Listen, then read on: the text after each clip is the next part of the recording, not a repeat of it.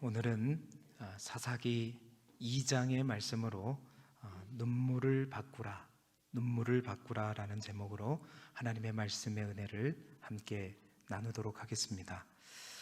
여러분, 우리가 인생을 살면서 눈물 없이 사는 사람은 사실 아무도 없습니다.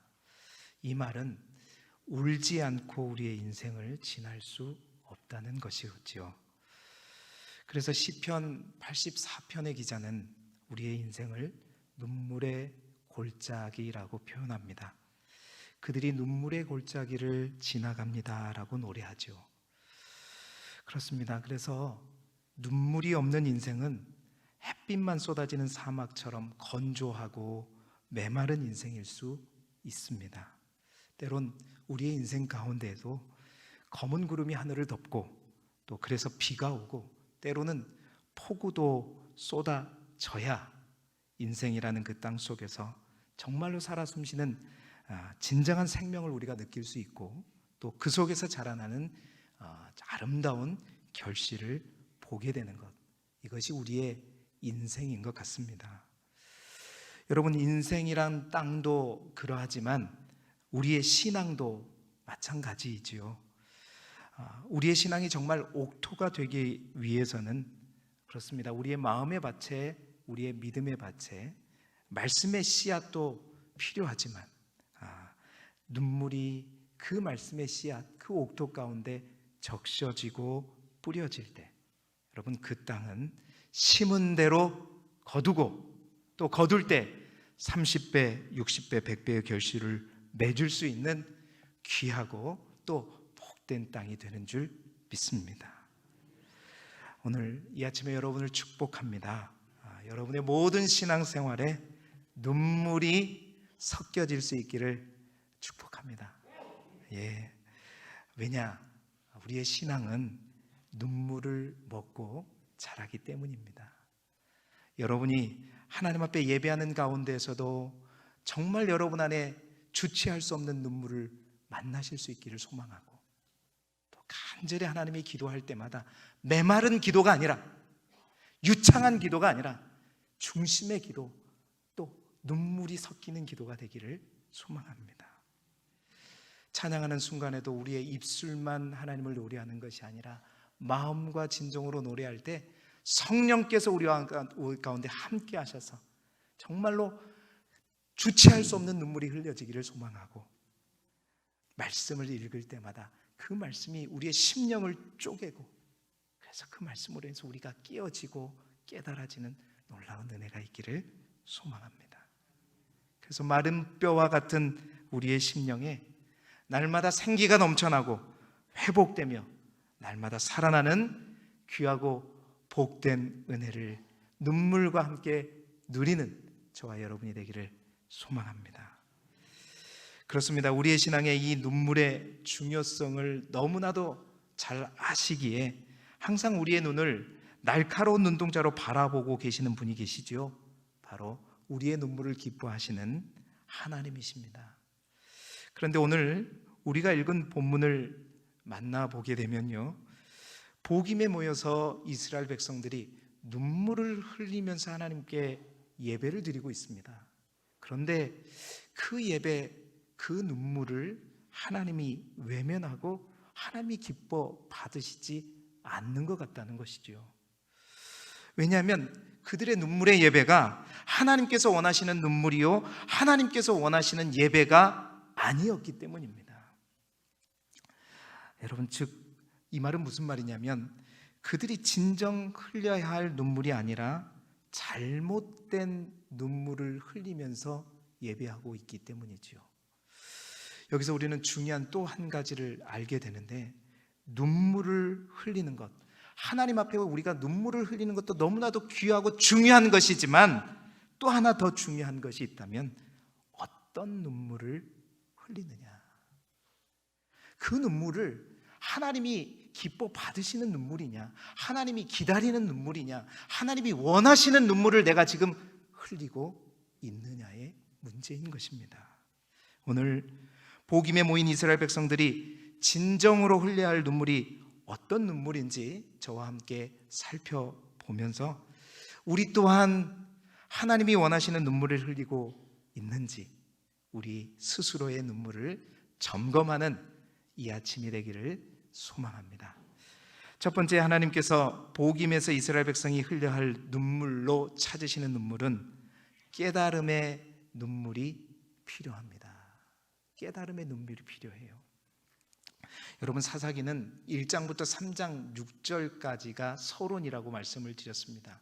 사사기는 구약에 있는 성경책 가운데 서론이 가장 긴 책으로 불리워지고 있죠.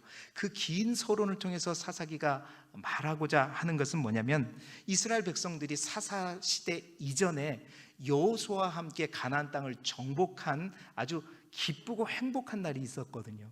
그런데 그 기쁘고 행복한 날이 15년이 지나자마자 이스라엘 백성들에게 340년이라고 하는 아주 기나긴 어두운 터널과 같은 사사 시대가 펼쳐지게 됩니다. 왜 이러한 사사 시대가 갑자기 여호와의 정복의 시대, 여호수아와 함께 정복한 가나안 땅에서 축제를 누려야 할 이스라엘 백성들이 이러한 사사 시대로 들어가게 되었는가? 그 이유를 설명해 주고 있는 기다란 서론이 뭐냐면 사사기 1장부터 3장 6절까지의 내용이라는 것이죠. 이스라엘 백성들이 암흑의 사사시대를 맞을 수밖에 없었던 근본적인 이유를 사사기 서론에서는 이렇게 말하고 있습니다. 그들이 가나안 땅에서 하나님의 명령대로 그 가나안 족속들을 일치에 어떤 배려도 없이 다 무찌르고 정복하고 다 진멸해야 되는 것인데, 그들이 그 가나안에 있는 또 한 성읍에 있는 이스라엘 백성들을 온전히 쫓아내지 못했기 때문이다. 그래서 사사기 1장에는 바로 1장 19절부터는 이스라엘 백성들이 쫓아내지 못한 성읍, 쫓아내지 못하였더라 하면서 이스라엘 백성들이 각 지파들마다 쫓아내지 못한 성읍에 대해서 소개하고 있는데, 그 성읍을 쫓아내지 못한 가장 큰 이유고 절대적인 이유가 뭐냐? 그 이유가 바로 철병거, 가나안 원주민들이 가진 철병거 때문이었다라는 것이죠. 뿐만 아니라 그들이 차지하고 있는 지형 때문에, 지형이 험한 골짜기였기 때문에 정복하지 못했다라는 것을 대표적인 이유로 얘기하고 있습니다. 그런데 오늘 우리가 함께 읽은 본문 사사기 2장 1절부터 5절까지의 본문은 이스라엘 백성들이 근본적으로 이러한 하나님의 명령에 불순종한 이유가 그들의 철병거와 그들의 지형 때문이 아니라 근본적인 이유가 있음을 얘기하고 있는 본문이지요. 여호와의 사자가 길갈로부터 복임으로 올라왔습니다. 그래서 이스라엘 백성들에게 잊어버린 사실을 상기시키고 있죠. 1절에 보게 되면 여호와의 사자는 하나님을 대표해서 이렇게 말합니다. 하나님은 약속한 대로 너희를 애굽에서 올라오게 하였고 가나안 땅으로 너희를 들어가서 그 가나안 땅을 정복하게 하고 모든 너희에게 한 언약을 하나도 어기지 않고 지켰고 앞으로도 영원히 어기지 아니할 것이다. 그런데 너희는 지금 어떻게 하고 있느냐? 바로 2절의 말씀을 묻고 있죠. 우리 2절의 말씀을 화면을 보면서 함께 읽어보겠습니다. 시작. 너희는 이 땅의 주민과 언약을 맺지 말며 그들의 제단들을 헐라하였거늘 너희가 내 목소리를 듣지 아니하였으니 어찌하여 그리하였느냐? 여러분, 하나님은 끊임없이 약속을 지키셨고 끝까지 그의 약속을 한 번도 어김이 없이 여기까지 이끄셨고 앞으로도 영원토록 그 약속을 지키신다고 말씀하셨는데 너희가 나에게 한 약속을 왜 지키지 않느냐? 왜 그것을 어기고 있느냐? 여러분, 이 말은 무슨 말이냐면 너희가 정복을 실패한 이유가 가나안 주민들의 철병거 때문이고 너희가 힘이 약하기 때문이고 그들의 성이 강하기 때문이라고 말하고 있는데 그게 아니다라는 거예요. 너희가 쫓아내지 못하는 것은 환경의 문제가 아니다. 무기의 문제가 아니라 능력, 힘의 문제가 아니라 그것은 너희들의 순종의 문제다. 믿음의 문제라는 거예요. 신앙의 문제라는 것입니다. 현실적인 문제 때문이 아니라 바로 영적인 문제의 그 뿌리가 있다고 말하는 것입니다. 그렇습니다. 이미 말씀드렸던 것처럼 이스라엘의 승리는요, 처음부터 그랬습니다. 군사의 수가 많아서 이긴 것도 아니었고, 무기가 좋아서 이긴 것도 아니었고, 작전이 탁월하고 절묘해서 이긴 것도 아니었습니다. 여러분, 우리가 성경을 읽으면서 쭉 봐왔잖아요. 가나안 땅을 건너올 때 그 요단강이 그렇게 넘칠거리고 있대. 그 요단강을 어떻게 건널 수가 있습니까? 그러나 이스라엘 백성들은 믿음으로 그 흐르는 물을 향해 언약궤를 몰고 제사장들이 먼저 발을 디뎌냈고, 그 제사장들을 따라가서 믿음으로 요단강을 건넜지요. 뿐만 아니라 요단강을 건너서 만나게 된 여리고성, 그 여리고성이 얼마나 컸습니까? 그 여리고성을 어떻게 우리의 힘으로 무너뜨릴 수가 있어요? 아니죠. 절대 못 무너뜨립니다. 그러나 그 여리고성을 하나님께서 돌아라고 하실 때 그 명령대로 그대로 순종하자 하나님은 그 육중한 여리고성을 무너뜨리셨죠. 뿐만 아닙니다. 여호수아 17장에 보면 여호수아가 가나안 북부 땅을 정복할 때 이미 하나님께서는 여호수아가 정복하는 그 정복 전쟁을 통해서 말씀해 주셨어요. 가나안 북부에 있는 하솔을 점령할 때 그 하솔의 족속들이 어떤 병기를 가지고 있었냐? 철제 무기를 가지고 있었단 말이에요. 철병거를 가지고 있었단 말입니다. 하나님은 이미 그때부터 철병거를 지닌 가나안 족속을 이길 수 있다. 뭘로? 믿음으로, 순종함으로 이길 수 있다고 이미 약속해 주셨거든요. 무기나 힘이나 지형, 이러한 것들은 표면적인 문제이지 진짜 문제는 뭐냐? 너희가 하나님과 함께하지 않고 너희의 믿음이 식어버린 게 문제라는 거예요. 그 하나님의 말씀에 온전히 순종하지 못하고 믿음으로 반응하지 못하는 그 문제가 근본적인 문제라고 지적하고 있는 것입니다. 여러분, 여호와의 사자가 길갈로부터 온 이유는 바로 이스라엘 백성들에게 이것을 깨닫게 하기 위해서였습니다. 너희의 신앙이 변질되었다. 너희의 신앙이 병들었다.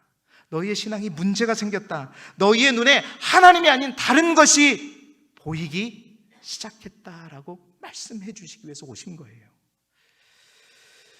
그렇습니다. 여호와의 사자는 이제 곧 심각한 위기에 빠질 이스라엘 백성들에게 마지막 돌이킬 기회를 주기 위해서 길갈로부터 왔던 것입니다. 그래서 그들이 핑계하는 많은 이유들이 너희의 부족과 상황과 여건과 너희의 능력 때문이 아니라 믿음이 식어진 것이고 길갈에서 가졌던 그 뜨거운 신앙, 그 첫 신앙을 잃어버린 것, 그것을 깨닫게 하기 위해서 오셨던 것이죠. 그런데 여러분, 이스라엘 백성들은 이때 여호와의 사자의 이 말이 무엇을 의미하는지 깨닫지 못했습니다.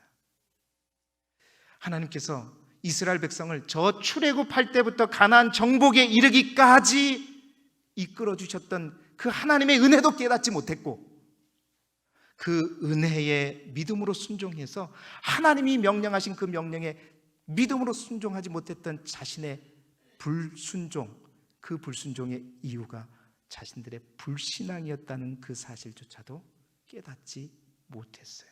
그들이 깨달은 건 하나예요. 이제 우리가 죽게 되었구나. 이제 하나님께 저주를 받아서 우리가 이제 더 이상 하나님 우리와 함께하지 않는구나 라고 하는 하나님의 그 저주만 깨달은 거예요.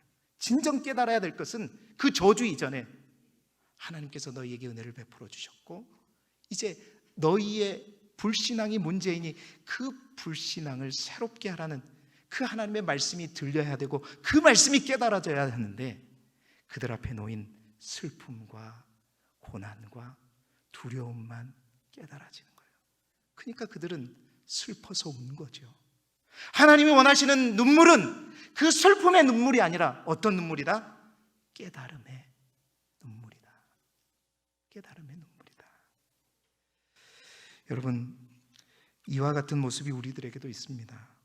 우리는 때때로 뭔가 우리가 하는 일들이 막히고 또한 어떤 일도 잘 풀리지 않을 때 우리는 보통 환경을 탓하고 또 우리가 가진 힘과 능력을 탓하죠.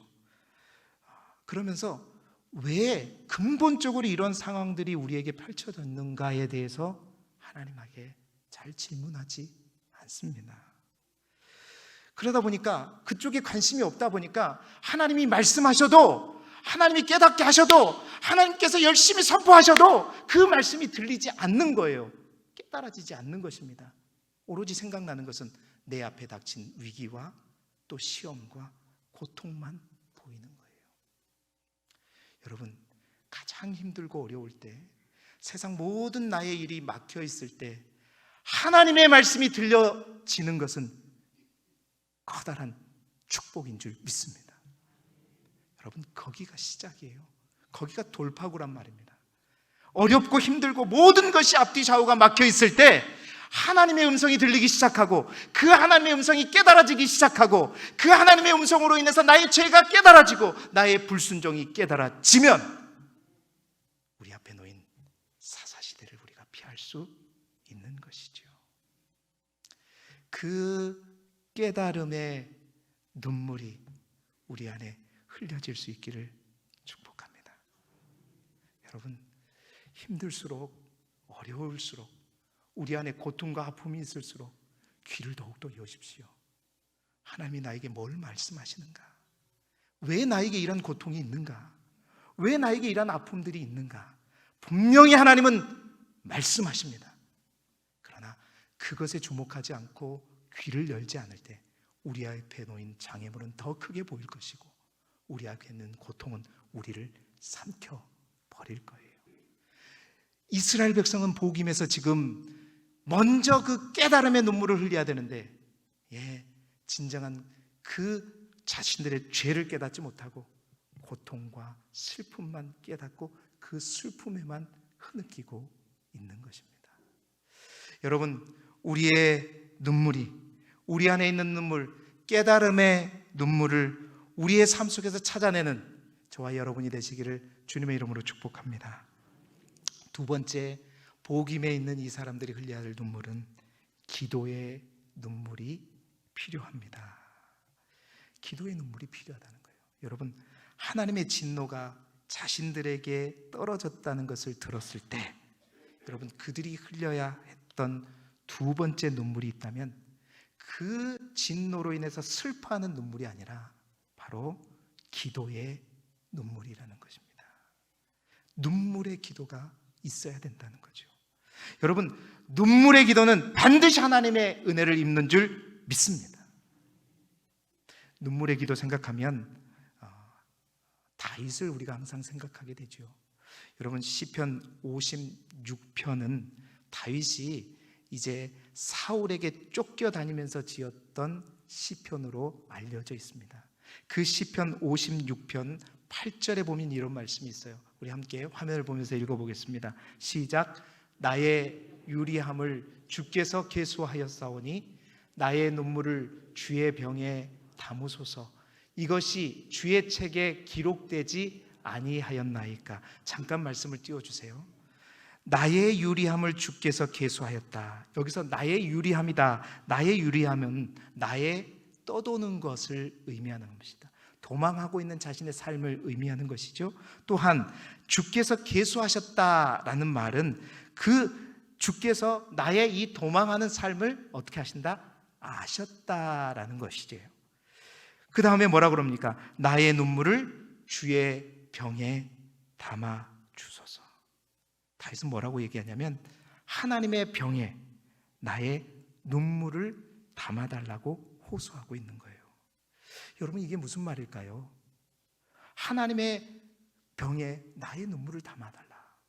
여러분, 실제로 이스라엘 사람들에게는요, 사람들마다 눈물병이 있었다고 합니다. 그 눈물병은요, 두 가지로 사용한다고 하는데, 첫 번째는 자신의 눈물을, 이제 말씀을 닫아주셔도 됩니다. 자신의 눈물을 모아두었다가 그 사람이 죽을 때 함께 그 눈물병과 함께 장례식 때 같이 묻는다는 거예요. 또 하나의 눈물병은 자식을 떠나보낼 때, 그러니까 자신의 아들을 장가 보낸다거나 또 딸을 시집 보낼 때 부모가 자식을 키우면서 흘린 눈물, 자식 때문에 흘렸던 눈물들을 또 눈물병에 담는다고 그래요. 그래서 그 눈물똥을 받아두었다가 자식들에게 주는 용도로, 언제요? 결혼식 때. 결혼식 때 주는 용도로 눈물병을 사용한다는 거예요. 이처럼 이스라엘 백성들에게 눈물병은 어떤 병이에요? 그들의 인생을 살아가면서 흘리는 눈물을 담아놓은 병이지요. 아마 다윗에도 그 눈물병이 있었을 겁니다. 그런데요, 오늘 다윗이 얼마나 힘들었으면 주님, 내 눈물을 주님의 병에 담아주소서. 이 말은 무슨 말이에요? 더 이상 내가 가진 내 눈물병에 나의 눈물을 채울 수 있는 공간이 없다는 것이죠. 그 말은 다윗이 얼마나 눈물을 하나님 앞에 많이 흘렸는가를 얘기하고 있는 것입니다. 하나님, 이제 더 이상 내 눈물병에 내 눈물을 채울 수가 없습니다. 이제 그래도 내 안에 흐르는 눈물, 주님의 눈물병에 나의 눈물을 채워 주시옵소서. 여러분,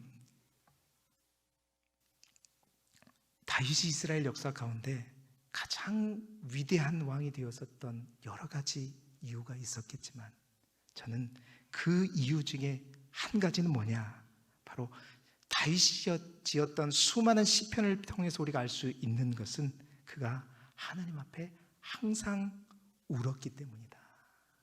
눈물의 기도를 드렸기 때문이다라는 거예요. 여러분, 10년 동안 이유 없이 사울에게 쫓김을 당할 때, 오늘 방금 우리가 읽었던 본문처럼 다윗은 자신의 눈물병을 꽉 채우고 하나님의 눈물병에 눈물을 채워달라고 호소하면서 눈물을 흘렸습니다. 뿐만 아니라 밧세바를 간음해서 나단 선지자에게 책망을 받을 때 탄식함으로 그는 눈물을 흘렸는데, 그 눈물이 뭘 적셨다고 얘기하죠? 침상을 적실 정도로 울었다고 얘기하고 있어요. 또한 아들 압살롬이 반란을 일으켰고 결국 자기보다 먼저 죽었을 때도 그는 눈물로 탄식하는 모습을 보게 됩니다. 그렇습니다, 여러분. 다윗은 하나님 앞에 울보였습니다. 늘 그는 눈물의 기도로 하나님 앞에 나아갔습니다. 그러나 여러분, 사람들 앞에 울면 꾸중을 듣고 멸시를 받을 수 있지만, 여러분 기억하십시오. 하나님 앞에 울면 하나님의 은혜를 입습니다. 할렐루야. 하나님 앞에 흘리는 눈물은 그 눈물을 하나님께서 닦아주시고, 하나님 반드시 그 눈물에 은혜를 베풀어 주십니다. 왜요? 하나님은 우리의 눈물에 약하기 때문이에요. 하나님은 우리의 눈물에 감동하기 때문입니다. 그렇습니다. 눈물의 기도는 하나님의 은혜를 입는 것이에요. 여러분, 이것이 눈물의 기도의 힘이요 위력입니다. 똑같은 하나님의 택함을 받은 사울과 다윗, 이 두 사람 다 허물이 있었지요. 하나님 앞에 불순종하고 허물이 있었습니다. 그러나 사울은 끝끝내 그 허물을 내려놓지 않고 교만했고, 다윗은 그 허물을 주님 앞에 내놓고 눈물로 기도하자 하나님께서 다윗에게 은혜를 베풀어 주신 거죠. 눈물의 기도가 하나님의 은혜를 입은 것입니다. 그 은혜로 다윗은 그의 앞에 있는 수많은 고난들을 이길 수 있었던 것이지요. 여러분, 그렇습니다. 눈물의 기도가 우리의 눈물을 그치게 합니다. 눈물의 기도가 우리의 인생에 흐르는 눈물을 그치게 합니다. 복임에 모인 이스라엘 백성들이 진정으로 흘려야 할 두 번째 눈물이 있다면, 그 하나님의 진노를 듣고 그 진노 때문에 슬퍼하는 슬픔의 눈물이 아니라 하나님 앞에 기도의 눈물을 흘려야죠. 눈물의 기도로 하나님 앞에 매달려야죠. 하나님, 용서하여 주십시오. 제가 잘못했습니다. 우리의 죄 때문입니다. 나의 죄 때문입니다. 우리가 믿음이 없었습니다. 믿음의 용기가 없었습니다. 옛날에 그 믿음을 잃어버렸습니다. 눈물로 하나님께 호소하였다면 사사시대로 들어가는 그 길목에서 그들은 하나님의 은혜를 입을 수 있었겠지요. 여러분, 그렇습니다. 이스라엘 백성뿐만 아니라 누구나 하나님 앞에 실수할 수 있습니다. 누구나 하나님의 뜻을 저버리고 하나님의 뜻에 불순종할 수 있습니다. 왜요? 우리는 하나님 앞에 완전한 사람은 없기 때문입니다. 하지만 우리가 죄를 지었더라도 불순종했을지라도 정말로 우리가 겸손히 자신의 죄악을 내려놓을 때, 그리고 눈물의 기도로 하나님 앞에 나아갈 때, 우리는 반드시 하나님의 은혜를 입고 우리의 죄는 용서받게 되는 것이지요. 그러나 우리가 그것들을 깨닫지 못하고 그 눈물을, 그 기도의 눈물을 하나님께 흘리지 못할 때에, 그렇습니다, 여지없이 우리는 우리의 사사시대를 향해 가게 되는 것이죠. 마태복음 5장 4절의 말씀을 기억합니다. 우리 함께 읽어볼까요? 마태복음 5장 4절의 말씀, 시작. 애통하는 자는 복이 있나니 그들이 위로를 받을 것이며. 잘 아시는 시편 126편에 있는 말씀 5절 6절의 말씀 또한 읽어보겠습니다. 시작. 눈물을 흘리며 씨를 뿌리는 자는 기쁨으로 거두리로다. 울며 씨를 뿌리러 나아가는 자는 반드시 기쁨으로 그 곡식단을 가지고 돌아오리로다. 아멘. 여러분, 눈물의 기도를 회복하는 저와 여러분이 되기를 소망합니다. 혹 여러분, 심한 고통과 어려움 가운데 낙심하고 좌절하고 절망하고 있습니까?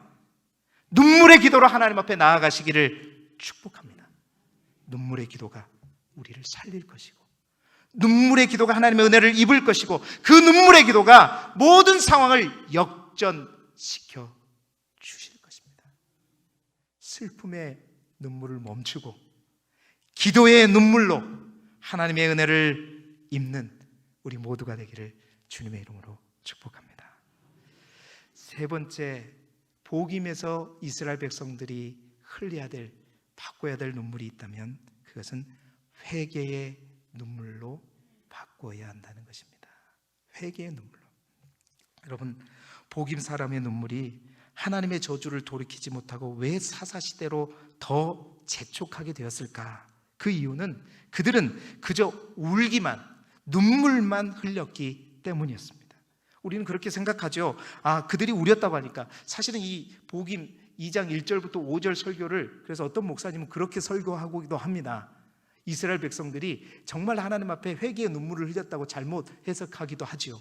그런데요, 그들이 울었다고 하니까, 함께 예배드렸다고 하니까 그들이 회개했구나, 돌이켰구나, 뭔가 달라졌구나 생각하는데요, 여러분, 그 이후에 그들의 삶의 변화는 전혀 없었습니다.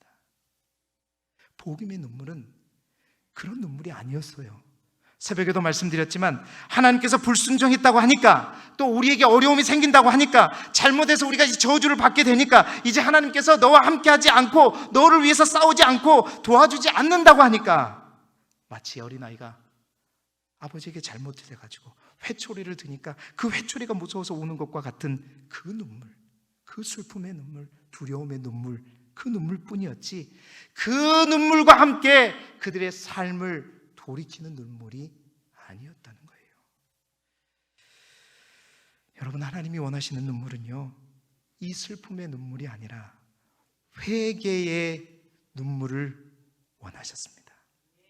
눈물의 기도로 하나님 앞에 나아갔을지라도 그 눈물로 끝나는 것이 아니라 그 눈물과 함께 돌이키는 살, 그 회개의 눈물이 필요하다는 거죠. 하나님은 즉각적으로 돌이키는 그 눈물을 기다리셨습니다. 울기만 하고 끝나는 눈물이 아니라 마음을 다해 돌이키면서 하나님께로 돌아가는 그 통곡의 눈물을 하나님은 원하셨던 것이지요. 여러분, 여호와의 사자가 왔던 길갈, 그 길갈로 돌이키는 그 믿음을 하나님은 원하셨던 것입니다. 오늘 2장 1절 상반절의 말씀을 우리가 다시 한번 읽어보겠는데요, 한번 보시죠. 함께 읽어봅시다. 시작. 여호와의 사자가 길갈에서부터 복임으로 올라와. 자, 보세요. 뜬금없이 여호와의 사자가 길갈에서 왔다. 왜 이게 뜬금없냐면요, 여러분, 이제 이 길갈에서 왔다는 말이 우리에게 특별한 의미가 있기 때문입니다. 사실 가나안 땅을 분배할 때 2차 분배를 하면서 이스라엘 백성은 길갈에서 실로로 중심을 옮겨왔습니다. 다시 말해서 이미 이스라엘 백성은 실로에 있었거든요. 근데 이 여호와의 사자는 실로의 거점으로 옮겨갔었음에도 불구하고 그 실로에서 왔다고 얘기하지 않고 어디에서 왔다? 길갈에서 왔다라고 얘기하고 있는 거예요. 의도적으로 길갈을 강조하고 있는 것이죠. 왜 길갈이었을까? 길갈에서 어떤 일이 있었기 때문이었을까? 여러분 기억하시죠? 그 길갈이라고 하는 것은 어떤 곳이었는가? 그것은 요단강을 건너서 또 요단강을 갈라서 건너게 하신 그 하나님의 역사와 하나님의 임재를 경험하고 그것을 체험했던 곳, 하나님을 가장 열정적으로 만나고 체험하고 그 하나님을 간증할 수 있었던 그 12 돌비가 있는 곳이 어디예요? 바로 길갈이었죠. 뿐만 아니라 여리고성을 앞에 두고 할례를 받으라는 하나님의 명령에 조금도 망설이지 않고 그 할례를 통해서 내가 하나님 앞에 구별된 백성으로 서겠습니다. 그 할례를 받은 후에 여리고 사람들이 쳐들어왔을 때 정말로 우리가 당할 위협 같은 것은 전혀 생각하지 않고 하나님께서 우리를 지키시고 우리와 함께 하시고 우리를 위해 싸우실 것이라는 그 믿음 하에 확신으로 하나님 앞에 구별된 백성으로 서고자 했던 그 순종의 현장이 어디였냐면 바로 길갈이었습니다.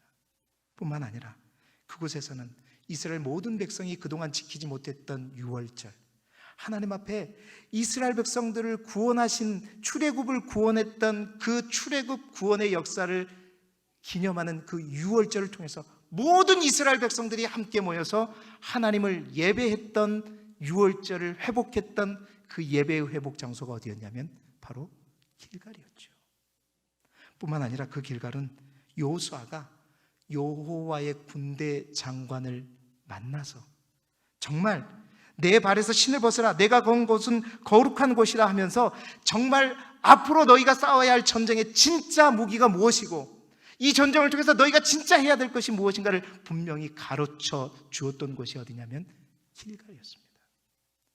내가 너희가 밟는 땅을 다 주되, 공짜로 주되 신발을 벗어야 된다, 거룩해야 된다, 하나님 앞에 온전한 순종함으로 나아갈 때 그것은 너에게 선물로 주어질 것이다 라고 말씀하셨던 그 장소가 어디냐면 바로 길갈이었습니다. 그야말로 그들의 삶의 영적인 분기점이 되고 신앙의 가장 뜨거웠던 현 주소가 어디였냐면 길갈이었던 거죠. 그런데 이스라엘 백성이 그 길갈에서 그 뜨거운 열정과 체험과 확신과 회복과 영적의 무장의 자리를 옮겨오면서 길갈에서 복임으로 옮겨오면서 그들의 믿음까지 옮겨와 버린 거예요. 그들의 신앙의 열심까지, 열정까지로 다 옮겨와 버린 것입니다. 그래서 하나님의 사자가 길갈에서부터 왔다는 것은 그 길갈로 돌아가자는 것이죠. 그 길갈의 신앙을 회복하자는 것입니다. 그 회개의 눈물, 그 길갈의 눈물, 그 길갈의 예배, 그 길갈의 헌신, 그 길갈의 순종으로 돌아가야 된다. 여러분, 복임에 모였던 이스라엘 백성들이 흘려야 할 진정한 눈물은 바로 이 회개의 눈물이었습니다. 눈물로 예배를 드리지만 그들의 눈물은 형식적인 눈물이었고 그들의 예배는 마당만 밟는 예배였던 것이죠. 여러분, 우리 또한 이 눈물을 회복해야 될 줄 믿습니다. 진정으로 우리가 흘려야 될 눈물이 무엇인가? 그렇습니다. 오늘 이스라엘 백성은 복임에서 길갈의 믿음을 잊어버리고 지금 사사시대의 문턱에 서 있는 것입니다. 그들이 흘려야 할 눈물은 그들의 슬픔을 슬퍼하는 슬픔의 눈물이 아니라 운다고 해결되는 것이 아니었습니다.